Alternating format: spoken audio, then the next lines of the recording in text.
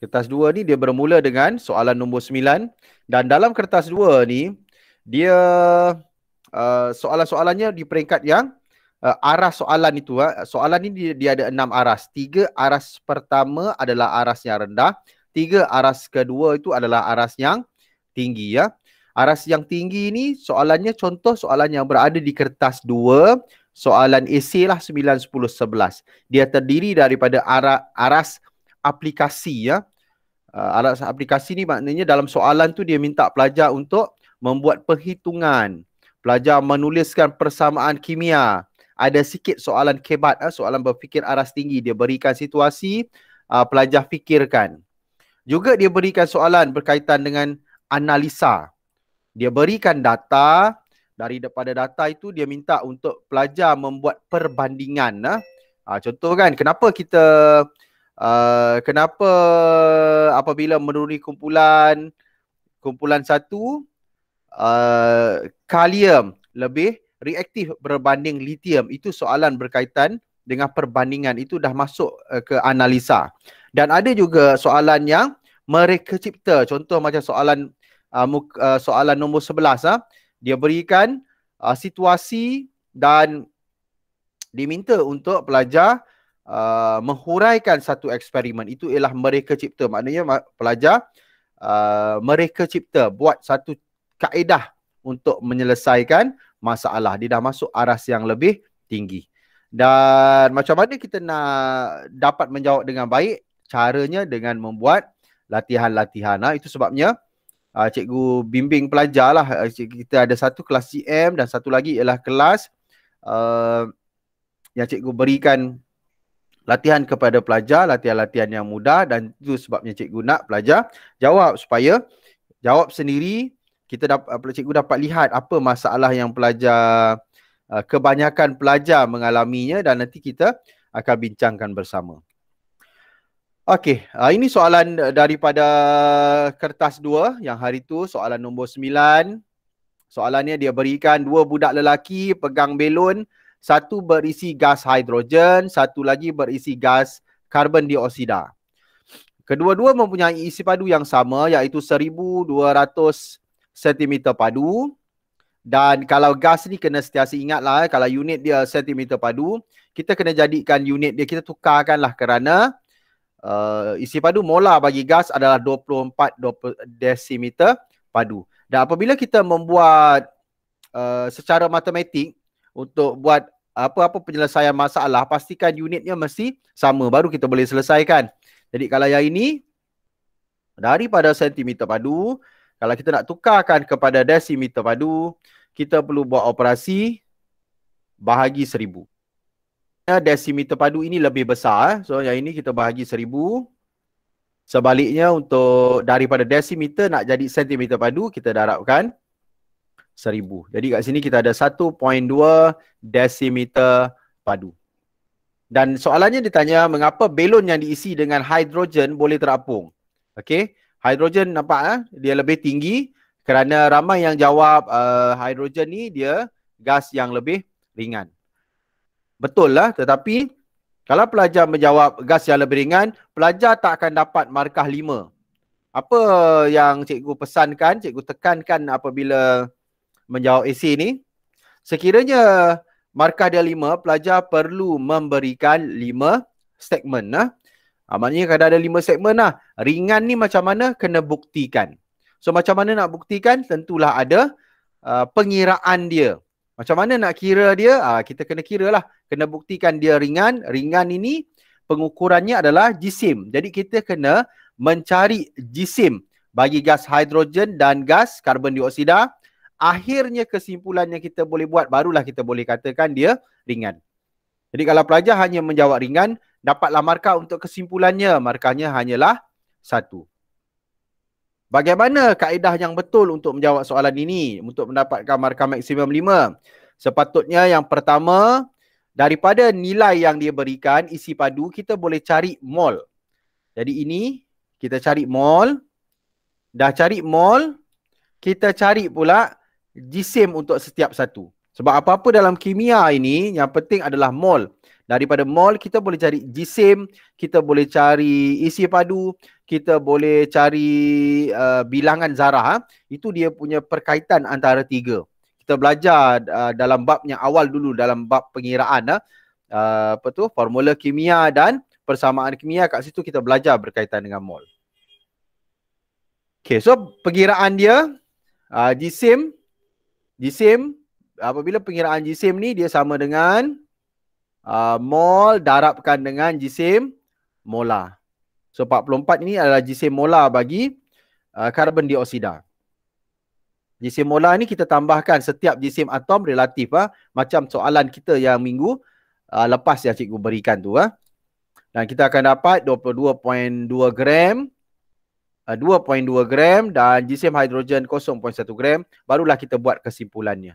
Nampak So kita akan dapat 1, 2, 3, 4 markah. Dan satu lagi markah kira macam bonus dia berikan apabila pelajar mengira jisim molar dengan betul bagi karbon dioksida dan juga gas hidrogen. Jadi jumlah markahnya maksimum yang pelajar boleh dapat adalah 5 markah. Okey, soalannya agak mudah agak mudah lah kalau pelajar ada buat rujukan, ada baca-baca sikit, dia akan nampak mudah lah. Okey, soalannya seterusnya, soalan 9B. Dalam soalan 9B, dia berikan beberapa jenis unsur, kuprum, ferrum, nikel dan kromium, dan telah dinyatakan bahawa unsur-unsur ini terletak di antara kumpulan 2 dan kumpulan 13. Ini merujuk kepada logam peralihan. Jadi ianya menjawab soalan yang pertama, nyatakan nama khas bagi unsur ini. Inilah nama khas dia. Dan berikan 2 sifat istimewa. Ada beberapa jawapan pelajar yang memberikan jawapan takat lebur tinggi, boleh mengkonduksikan arus elektrik, mulur. Itu adalah betul bagi sifat logam. Tetapi dekat sini, dia minta sifat istimewa logam peralihan. Semasa kita belajar tajuk ini, cikgu suruh pelajar hafalkan 2 sifat istimewa. Apa sifat istimewanya? Antaranya sifat istimewanya ialah membentuk sebatian berwarna, mempunyai lebih daripada 1 nombor pengoksidaan. Itu yang cikgu suruh hafalkan 2. Walaupun dia ada 4 dan yang kita belajar, cikgu suruh hafalkan 2. Dan dalam soalan ini dia pun minta 2. Macam itulah. Jadi kena ada benda ni kita terpaksa hafal. Tak hafal kita tidak dapat menjawab. Sepatutnya pelajar dia akan jawab macam inilah. Dia bagi tahu unsur peralihan ataupun logam peralihan, dia akan dapat 1 markah. Berikan sifat istimewanya 1, contoh mempunyai lebih daripada 1 nombor pengoksidaan dan rujuk kepada contoh bahan yang dia berikan tadi, ferrum. Tak uraikan ni pun tak apalah.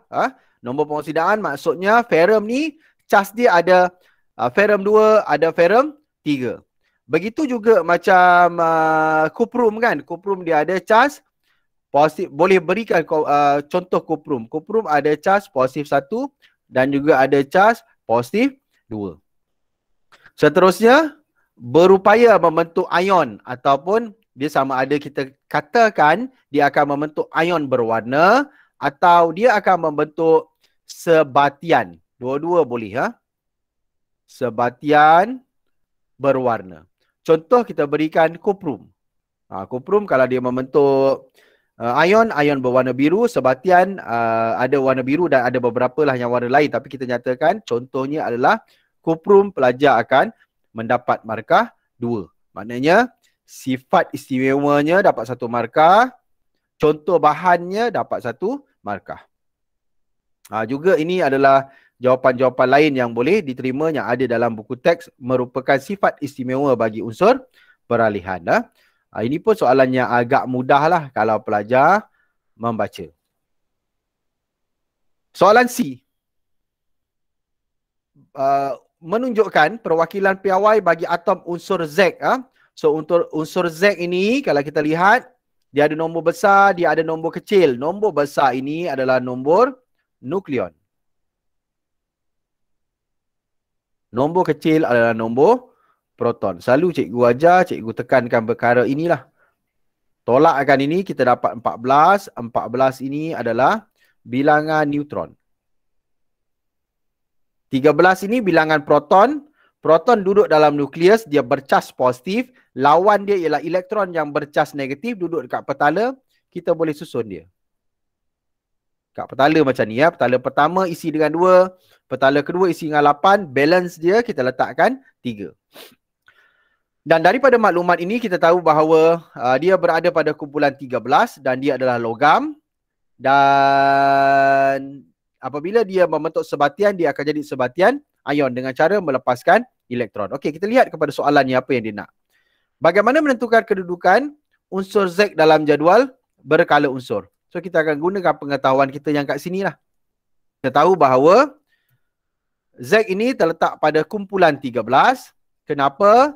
Kerana mempunyai 3 elektron valent dan terletak di kala 3 kerana mempunyai 3 petala berisi elektron. Untuk soalan ini, pelajar yang menjawab rata-rata dapat 3 markah, dia hilang 1 markah kat sini. Untuk terletak pada kala ketiga ini, dia hanya berikan alasannya kerana atom mempunyai 3 petala. Dia tidak nyatakan 3 petala berisi elektron. Dah rugilah kalau jawab macam tu. Sebab patutnya dia kena jawab kerana mempunyai 3 petala berisi elektron, barulah jawapan ini jadi bermakna. Kalau tak, jawapannya jadi tidak bermakna. Okey.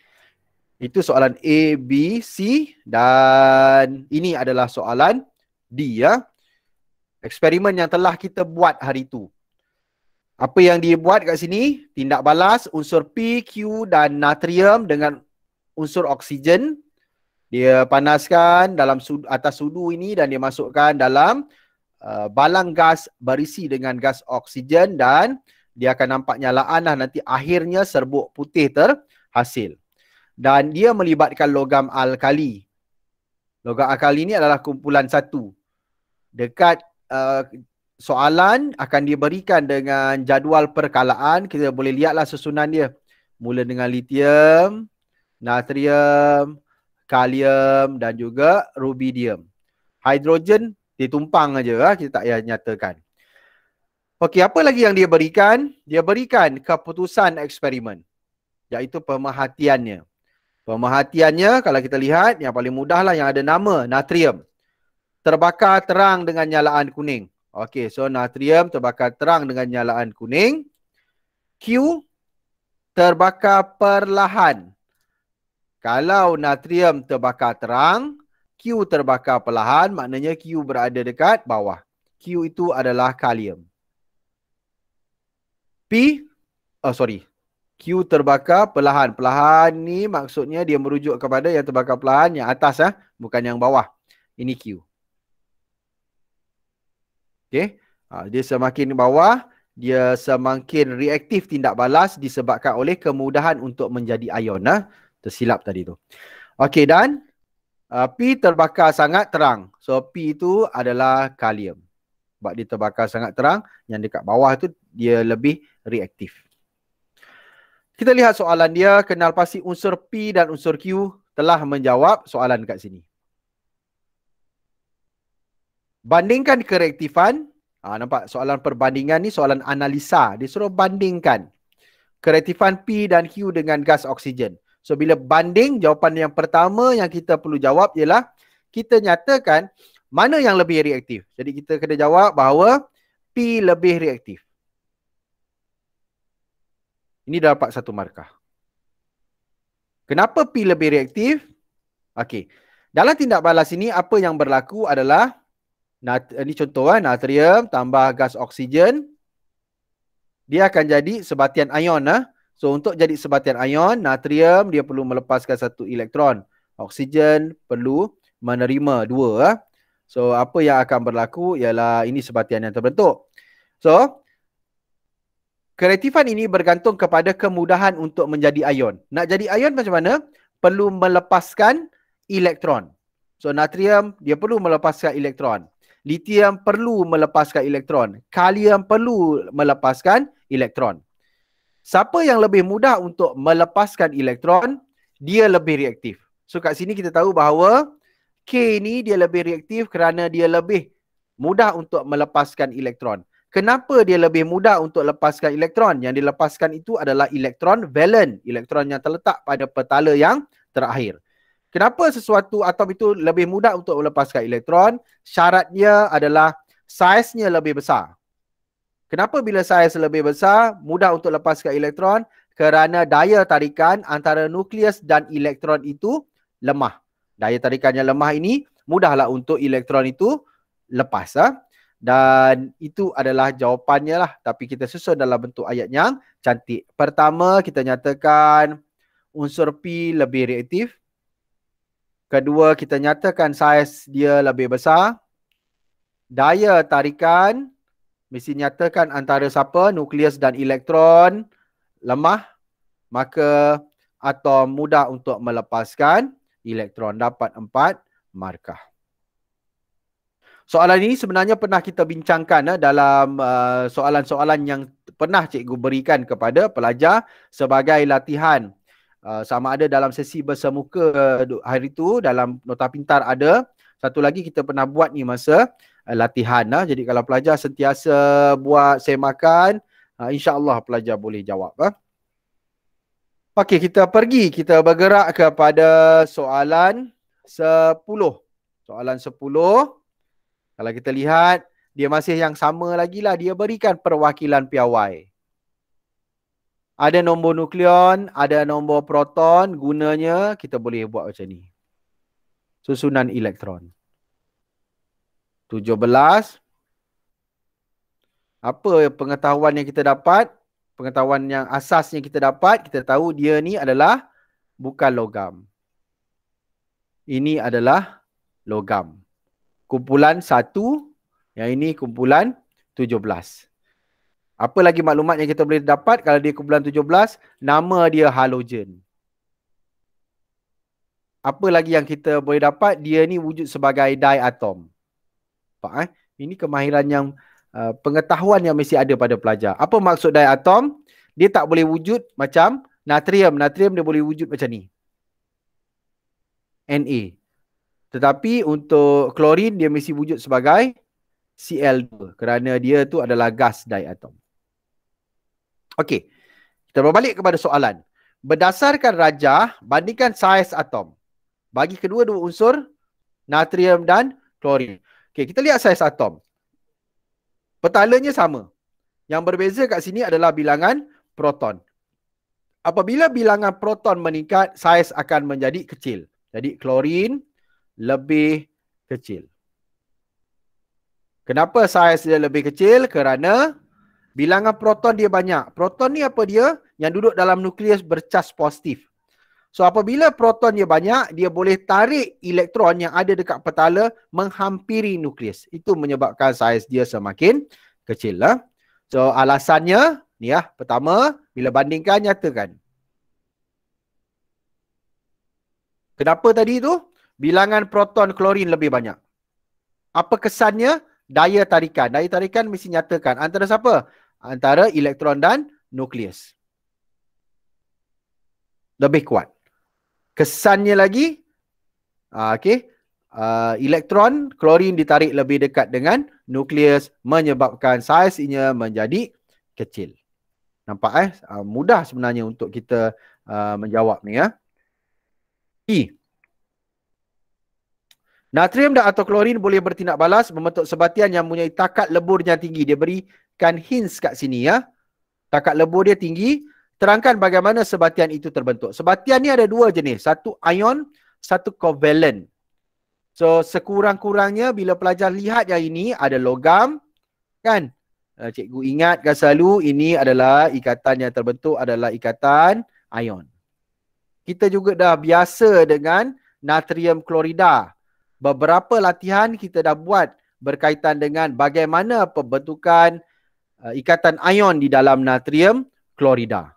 Patutnya pelajar boleh jawablah.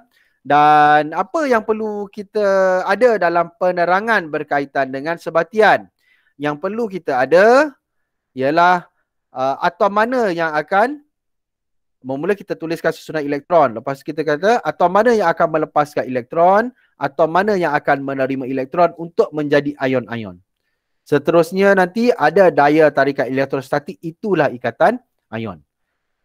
Ada beberapa pelajar yang dapat menjawab dengan bagus. Maknanya cikgu bila nampak, cikgu tahulah pelajar ni dia buat ulang kaji dengan baik.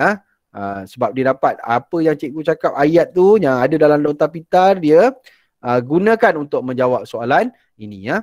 Dan apa yang berlaku nanti adalah atom natrium akan melepaskan satu elektron untuk membentuk ion natrium. Dan atom klorin akan menerima satu elektron untuk membentuk ion klorida. Kedua-dua ni ion, dia telah mencapai susunan elektron yang stabil. Nanti satu sebatian dengan formula NaCl akan dihasilkan. Okey ya. So, mesti ada susunan elektron atom, dapat markah. Dan asalnya dia tidak mencapai susunan elektron yang stabil. Dia perlu lakukan proses perpindahan elektron. Apa yang akan berlaku ialah atom natrium, kita boleh guna perkataan menderma, kita boleh guna perkataan melepaskan. Ion terbentuk, positif. Klorin menerima satu elektron, membentuk ion klorida. Ion-ion ini ditarik oleh daya tarikan elektrostatik yang kuat. Satu sebatian terbentuk. Sama seperti yang kita bincangkan dalam apabila kita mempelajari tajuk ini. Soalan seterusnya, soalan C. Okay, dalam soalan C ini, dia ada berikan, dia minta pelajar berikan persamaan kimia untuk mewakili tindak balas antara natrium dan juga klorin, dan dia berikan bahawa jisim natrium ialah 0.23. Okey. Penghitungan yang macam ini akan ada. Ini adalah soalan berkaitan dengan aplikasi, dan soalan ini antara yang banyak ditanya dalam kertas 2 soalan kimia. Penghitungan daripada formula, penghitungan daripada persamaan kimia yang seimbang. Dan kita menggunakan maklumat secara kuantitatif. Maksudnya, kita boleh kira mol sesuatu bahan, kita boleh cari mol bahan yang lain untuk mendapatkan maklumat yang soalan mahu. Contoh soalan ini, dia berikan jisim bagi natrium, dan soalan ini nak tahu berapa banyak gas klorin yang diperlukan. Dia nak tahu berapa isi padu gas klorin yang diperlukan. Jadi step yang pertama, kita perlu kira mol bagi natrium. Step yang kedua, kita cari nisbah mol. So nisbah molnya ialah 2:1. Jadi apa saja mol natrium, kita bahagikan 2, kita akan dapat mol klorin. Dan akhirnya kita kira isi padu gas klorin. Untuk soalan ini sebenarnya semasa buat latihan, pelajar dah boleh buat, tetapi kemahiran dia ni, dia tak boleh pelajar lupakan. Kalau pelajar tak buat latihan, dia lupalah. Ataupun pelajar tak lihat balik. Itu sebabnya ulang kaji itu perlulah untuk ingatkan kita lah kan. Macam apa saja yang kita buat, lagu yang pelajar nyanyi masa darjah 6 kan, kalau ada lagi mungkin dah tak ingat kalau benda tu tidak selalu didengar. Begitu juga dengan pembelajaran ni, perlu diulang-ulang, perlu lihat semula, barulah ingatan itu kekal lah. Kalau tak, nanti tak boleh nak ingat. Okey, soalan terakhir untuk nombor 10 ini, dia berikan natrium 24 adalah isotop kepada natrium 23. So natrium ni dia ada 2 lah. So natrium dia 11 kan. Nombor proton sama. Dia ada natrium 23. Dia ada natrium 24. Yang 24 ini adalah isotop kepada 23. Sebaliknya 23 isotop kepada 24. Lukis dan huraikan struktur atom. Ini pelajar mungkin dia ada masalah dengan struktur atom. Apa yang dikatakan dengan struktur atom? Struktur atom mesti menunjukkan subatom. P-E-N. Proton, elektron dan juga neutron. Jadi kalau pelajar lukis, Dia lukis nukleus saja tanpa nyatakan bilangan proton dan bilangan neutron. Pelajar tak boleh dapat markah 2 lah. Dia akan dapat markah 1. Kalau dia lukis dengan lengkap macam ni, dia dapat markah 2. Apa maksud huraikan? Huraikan maksudnya kita ceritakan benda yang kita lukis ni. Ya. So apa yang kita lukis ni? Kalau kita huraikan, kita akan katakan bahawa yang kita lukis ini adalah atom bagi isotop natrium 24 dan dia terdiri daripada, ini sebenarnya yang perlu pelajar nyatakan, mengandungi 11 proton dan 12 neutron, juga mempunyai 3 petala dan setiap satu petala diisi dengan 2 elektron, 8 elektron dan petala yang terakhir diisi dengan 1 elektron. Pelajar akan dapat 5 markah. Maksud hurai, kita buat dalam bentuk perkataan apa yang kita lukiskan. Lukisan dapat 2 markah.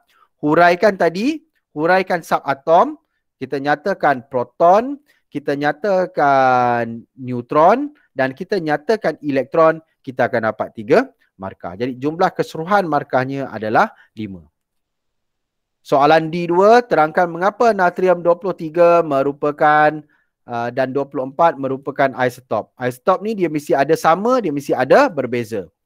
Atom yang mempunyai nombor proton yang sama tetapi nombor nukleon yang berbeza. Itu adalah isotop. Dia ada sama, dia ada berbeza. Apa fungsi dia? Untuk mengesan kebocoran paip bawah tanah. Ini tak ada fungsi lain lah. Kalau pelajar tidak menjawab, dia tak membaca, dia tak boleh nak jawab sebab tak boleh hentam-hentam. Hentam tak kena. Sebab yang ini memang dalam buku teks ada satu kegunaan isotop 24. Dan untuk soalan 9 dan 10 ni kita boleh pilih satu. Dan cikgu nampak dia punya aras kesukarannya lebih kurang sama. Memang itulah sepatutnya. Jadi pelajar cuma untuk tajuk yang ini memang difokuskan kepada jadual perkalaan. Sebab kat jadual perkalaan ni kita ada buat eksperimen. Jadi itu sebabnya dipilih soalan yang berbentuk macam ni. Sebenarnya boleh jadilah soalan tajuk-tajuk apa. Tapi tajuk lain tu dia agak lebih sukar. Kita berikan soalan yang arasnya rendah kepada pelajar. Dengan harapan pelajar boleh menjawablah kalau membaca. Jadi untuk peperiksaan yang akan datang, kita akan ada nanti peperiksaan sekurang-kurangnya satu lagi peperiksaan yang harap-harapnya bersemuka lah. Bersemuka maksudnya pelajar buat dekat dalam kelas peperiksaan itu dan nanti kita akan lihatlah ada tak perubahan dari segi peningkatan kepada prestasi pelajar. Okay, kita pergi kepada soalan yang terakhir untuk kertas 2 iaitu soalan yang wajib dijawab. Di bahagian C ni ada satu je soalan. Dan dekat soalan C ni juga dia punya aras ialah mereka cipta. Jadi apa maksud dia? Mesti ada menghuraikan eksperimen. Mesti ada lah. Ataupun aplikasi penghuraian eksperimen itu kita gunakan dalam tajuk ini. Yang itu nanti kita bincangkanlah macam mana soalan aplikasi berkaitan dengan huraian eksperimen. Itu nak kena kita buat eksperimen. Lepas tu ada beberapa tajuk berkaitan dengan aplikasi. Contoh macam saduran cincin kita sadurkan dengan perak. Itu ialah aplikasi daripada eksperimen. Okey, kita lihat soalan dia. Dia berikan maklumat suatu sebatian X. Karbon dengan peratus jisimnya 85, hidrogen. Lepas tu dia berikan jisim molekul relatif. Dia berikan jisim atom relatif. Dan ini sebenarnya formula empirik lah. Dan dia minta pelajar untuk tentukan formula molekul. Formula molekul adalah formula yang sebenar. Daripada data ini, yang ada ini, kita boleh mengira formula empirik. Macam mana nak kira formula empirik? Cara untuk kira formula empirik ini ialah dengan cara kita buat jadual lah. Cikgu kalau nampak lihat pelajar buat jadual, maknanya pelajar ni ikutlah cakap cikgu. Kalau dia tak buat jadual, maknanya dia tak ikut kata lah kan. Kalau buat jadual, ikut kata. So kita ada karbon, kita ada hidrogen. Dalam jadual ni apa yang perlukan? Jisim. Lepas jisim, mol. Lepas mol, nisbah mol. Lepas tu tuliskanlah formula empirik. Dah dapat formula empirik, buat apa? Nak tentukan formula molekul, dia ada hubungan. Formula empirik, buatkan kurungan, taruhkan N, dia akan sama dengan formula molekul. Kita dapat cari nilai N. Daripada nilai N tu nanti kita dapatlah formula molekul dia apa. Okay. So kalau kita lihat macam inilah kaedahnya. GSIM, dia berikan peratus. Kalau 85.7%, kita tulis je 85.7, dia akan jadi gram. Sebab jumlah keseluruhannya ni, karbon tambah hidrogen adalah 100%. Seperti yang telah cikgu terangkan dahulu dalam tajuk ini. Dan bilangan mol, bahagikan dengan GSIM atom, kita dapat nisbah mol. Macam ni. Okay. Dah dapat formula empirik. Tadi cikgu kata, kita gantikan formula empirik dalam ni. Kita akan dapat N sama dengan 6. So, kita akan dapat C6H12. Pentingnya kita dapat formula molekul sebab dia kata, untuk soalan ini, sebatian X ini terbakar dalam oksigen berlebihan untuk menghasilkan gas karbon dioksida dan air. Kalau pelajar tak tahu, sebatian X tu ialah C6H12, pelajar tak bolehlah nak tuliskan, buat persamaan kimia yang seimbang. Apa pentingnya persamaan kimia yang seimbang? Sebab dalam soalan ini dia berikan GSIM bagi C6H12 ini ia adalah 4.2. Dan dia suruh cari berapa banyak gas karbon dioksida yang terbebas. Isi padunya. Okey. Bila ada persamaan kimia yang macam ni, kan, persamaan kimia, dan kita mendapatkan maklumat secara kuantitatif, molnya perlu tepatlah nisbah molnya. Jadi kita perlu ada persamaan yang seimbang. Kalau kita wakilkan dengan X, kita tak akan dapat jawapan yang tepat. So macam mana kaedah untuk mengira? Sama macam soalan yang tadi. Step pertama, kita kira mol. Step yang kedua, kita nisbahkan mol karbon dioksida yang kita nak cari, 6 nisbah 1. Jadi kalau yang kita dapat itu 0.05 mol C6H12, kita darabkan dengan 6. Dia akan dapat ini. Step ketiga, kita carilah isi padu. Okey. Ini maklumat secara pengiraan berdasarkan maklumat secara kuantitatif, sangat penting. Okey, soalan yang terakhir. Ini yang cikgu kata soalan mereka cipta. Tengok, dia berikan situasi. Seorang pelajar diminta untuk menentukan formula empirik bagi oksida logam Y.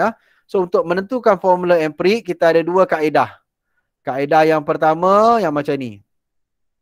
Dudukkan atas ni. Panaskan. Hidrogen kita lalukan. Ini untuk logam tak reaktif. Satu lagi kaedah, macam gini. Kita panaskan juga. Ini untuk logam reaktif. Okey. Dan cikgu dah bagi tahulah logam reaktif tu, contoh dia kita ada zinc, kita ada magnesium. Yang tak reaktif ni kita ada koprum, kita ada argentum, kita ada plumbum kan hari tu. Okey, so kita lihat apa soalannya. Dia dibekalkan, pelajar ni dibekalkan dengan serbuk logam Y dan oksida logam Y. Dia bagi serbuk logam dan oksida logam. Oksida logam ni maksudnya yang dah ada dengan oksigen lah. Apabila oksida logam Y dipanaskan di bawah aliran gas hidrogen, tiada perubahan diperhatikan. Dia dah gunakan oksida logam, YO kat sini, dipanaskan, dia tiada perubahan. Maknanya, logam Y ini adalah logam yang reaktif. Dia tak boleh gunakan kaedah yang ini. So, dia minta huraikan bagaimana pelajar itu boleh menentukan formula empirik oksida logam Y. Okey, maknanya kita kena gunakan kaedah yang kedua ini. Kaedah ini tak boleh. Kita kena gunakan kaedah yang kedua. Jadi dalam penerangan tu ramai pelajar yang silap. Apabila pelajar gunakan kaedah satu dengan hidrogen, maknanya tak dapat markah lah. Cuma kita boleh berikan markah satu ataupun dua lah. Yang ada kaitan dia. Tapi tak dapat markah. Sebab markah dia keseluruhannya 10. Banyak kehilangan markah. Tetapi bagi pelajar yang menggunakan kaedah pembakaran dengan oksigen gunakan mangkuk pijai ini, pelajar akan dapat markah penuh 10 ha. Asalkan adalah semua benda-benda yang dia minta ni, prosedur, kaedah dia ada banyak kan. Dapatlah markah. So kaedah dia yang paling penting adalah 3 kali penimbangan. Timbang 1, kosong, timbang 1, timbang dengan serbuk. Dia ada sedikit lah kat skema ni, ada sedikit ni ya. So kita tak buat step nombor 2. Step nombor 2 kita tak payah gulung sebab dia berikan kita serbuk. Tak payah gulung. So kita masukkan serbuk. Okey. Dan serbuk. Kita panaskan dengan kuat, mesti ada. Apabila dah mula terbakar, okey, kita buka penutup sekali-sekala. Dan kita timbang sekali lagi. Kita buat proses ini. Maksimumlah markah kat sini 10. Ini tak ada cara lain lah. Dia selain daripada kita ingat masa kita buat eksperimen, kita juga kena hafalkan dia punya ayat-ayat tu. Yang penting, dia mesti ada 3 kali penimbangan. Dia ada buka penutup sekali-sekala. Dan dia ada langkah berjaga-jaga yang kat sini lah. Ini langkah berjaga-jaga. Ulang proses ini ya. Okey, ini adalah jadual keputusan dia. Okey, kita dah selesai dengan soalan esei untuk kertas 2. Kita dah selesai dengan esei kertas 2. Okey, ada peningkatan sikit lah. Kita ada 16 orang pelajar. Okey, tahniah lah. Okey, dan